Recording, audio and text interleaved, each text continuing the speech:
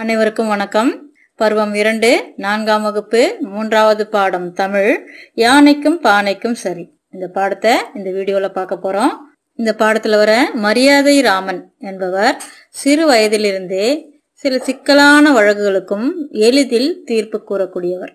சிறு வயதிலேயே வயதானவர் போன்ற வேடமிட்டு கொண்டு பல வழக்குகளுக்கும் எளிதில் தீர்ப்பு கூறக்கூடியவர். அதனாலதான் இவரை அரசாங்க நீதிபதியாக நியமிக்கப்பட்டார். அவர் தீர்த்து வைத்த வழக்குகளுள் ஒன்றுதான் இந்த யானைக்கும் பானைக்கும் சரி என்ற வழக்கு. மரியாதை ராமன் விசித்திரமான வழக்கொன்றை ஒருமுறை எதிர்கொள்ள நேர்ந்தது. உழவர் ஒருவரின் மீது அரபு வணிகர் ஒருவர் தொடுத்த வழக்குதான் அது. அரபு வணிகர் மரியாதை ராமனிடம், ஐயா, இந்த உழவர் தன் மகன் திருமண விழாவில் ஊர்வலம் விடுவதற்காக என் யானையை இரவல் கேட்டார். நானும் கொடுத்தேன். ஊர்வலத்தின் போது யானை இறந்து விட்டது. அந்த யானையை திருப்பி தர சொல்லுங்கள் என்று கூறினார்.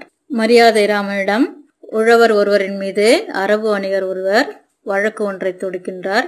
என்ன வழக்குன்னா, உழவர் அரபு வணிகரிடம் ஒரு யானையை இரவலாக பெற்றாள். எதற்காகனா, அவரோட மகன் திருமணத்தில் ஊர்வலத்திற்காக அந்த யானையை இரவல் பெற்றார். அரபு வணிகரும் யானையை இரவலாக கொடுத்தார். ஆனால் அவரது துரதிருஷ்டம், அவரோட மகன் திருமணத்தின் ஊர்வலத்தின் போது யானை இறந்து விடுகிறது. அந்த யானையை திருப்பி தருமாறு அரபு வணிகர் உழவரிடம் கேட்டார். உழவரோ, ஐயா, அந்த யானை ஊர்வலத்தில் தற்செயலாக இறந்து விட்டது. அதற்குரிய விலையாவது மாற்றாக வேறு யானையாவது வாங்கி தருகிறேன் என்று எத்தனையோ முறை கூறிவிட்டேன். ஆனால் இந்த வணிகர் ஏற்றுக்கொள்ள மறுக்கிறார். இறந்து போன அதே யானைதான் வேண்டுமென அடம்பிடித்தால் நான் என்ன செய்வேன் என்று வருத்தத்துடன் கூறினார். அரபு வணிகர் என்ன சொல்றாரு உழவரிடம், எனக்கு இறந்து போன அதே யானைதான் உயிரோட வேணும் அப்படின்னு அடம்பிடிச்சு கேட்கிறார். ஆனா உழவர் என்ன சொல்றாரு, அதுக்கு பதிலா வேற யானையாவது தரேன், இல்லைன்னா அதுக்கேத்த பணத்தையாவது தரேன்னு சொல்லி சொல்றாரு. ஆனா அரபு வணிகர் அதை ஏற்க மறுக்கிறார். அரபு வணிகர் உழவர் கூறிய வாதங்களை கேட்ட மரியாதை ராமன், உழவர் கூறிய உண்மையை உணர்ந்து கொண்ட மரியாதை ராமன் இருவரையும் பார்த்து, நீங்கள் இருவரும் நாளை நீதிமன்றத்திற்கு வாருங்கள் என்று கூறி அனுப்பினார். பின்னர் உழவரை மட்டும் தனியே அழைத்து, நாளை நீங்களாகவே நீதிமன்றத்திற்கு வர வேண்டாம். உங்களை அழைத்து வருவதற்கு அந்த வணிகரை உங்கள் வீட்டிற்கு அனுப்புகிறேன். நீங்கள் செய்ய வேண்டியதெல்லாம் இதுதான். அவர் வரும்போது உங்கள் வீட்டு கதவிற்கு பின்னால் பழைய பானைகளை அடுக்கி வைத்து கதவை தாழ்பால் போடாமல் வைத்திருங்கள்.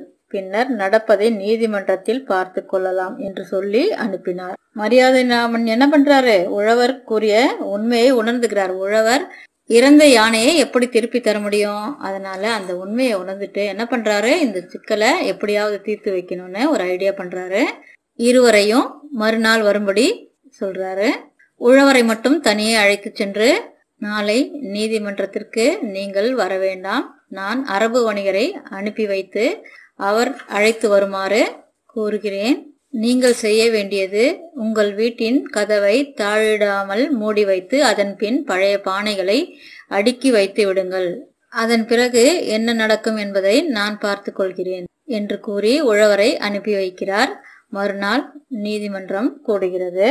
உழவரும் மரியாதை ராமன் கூறியதைப் போலவே வீட்டின் கதவுக்கு பின் பழைய பானைகளை அடுக்கி வைத்தார். அவரை அழைத்து வருவதற்காக வந்த வணிகர் ஆத்திரத்துடன் அவர் வீட்டு கதவை தட்ட, கதவு வேகமாக திறந்து கொள்ள, கதவின் பின்னால் அடுக்கி வைத்திருந்த பானைகள் ஒவ்வொன்றாக கீழே விழுந்தது, உடைந்து நொறுங்கின. அப்போது வீட்டுக்குள்ளிருந்து வந்த உழவர், வணிகரே, என்ன இப்படி செய்து விட்டீர்கள்? எங்கள் வீட்டில் காலங்காலமாக போற்றி வைத்திருந்த பழம்பானைகள் இவை. இவற்றையெல்லாம் உடைத்து விட்டீரே. உம்மை சும்மா விடப் போவதில்லை. எனக்கு இதே பானைகளை திருப்பி தாருங்கள் என்று கூக்குரலிட்டார். செய்வதறியாது திகைத்தார் வணிகர். இருவரும் நீதிமன்றத்திற்கு சென்றனர். ஏற்கனவே திட்டமிட்டபடி உழவர் தாழிடாத கதவிற்கு பின்னால் பழைய பானைகளை அடுக்கி வைத்திருந்தார். மரியாதை ராமன் கூறியபடியே அரபு வணிகரை உழவரின் வீட்டிற்கு அனுப்பி அவரை அழைத்து வருமாறு கூறினார். அதன்படி அரபு வணிகரும் உழவரை அழைத்து வர அவர் வீட்டிற்கு வேகமாக ஆத்திரத்துடன் சென்று அவர் வீட்டு கதவை வேகமாக தட்டினார். கதவின் பின்னால் இருந்த பானைகள் கீழே விழுந்து உடைந்தன.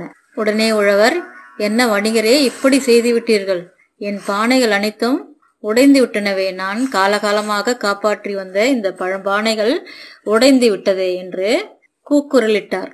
இப்பானைகளை உடைத்த உங்களை சும்மா விடப்போவதில்லை என்று கோபத்துடன் கூறினார். என்னுடைய பானைகளை திருப்பி தாருங்கள், இல்லையென்றால் உங்களை சும்மா விட மாட்டேன் என்று கூக்குரலிட்டார். வணிகருக்கு என்ன செய்வதென்றே புரியவில்லை. திகைத்து போன வணிகர் உழவருடன் மரியாதை ராமனை சந்திக்க புறப்பட்டனர். உழவரின் வீட்டில் நடந்ததை கூறினார் வணிகர். அதனை கேட்ட மரியாதை ராமன், ஐயா வணிகரே, நீரோ இறந்து போன உம்முடைய அருமையான யானையை உயிருடன் திருப்பி தர வேண்டும் என்கிறீர்.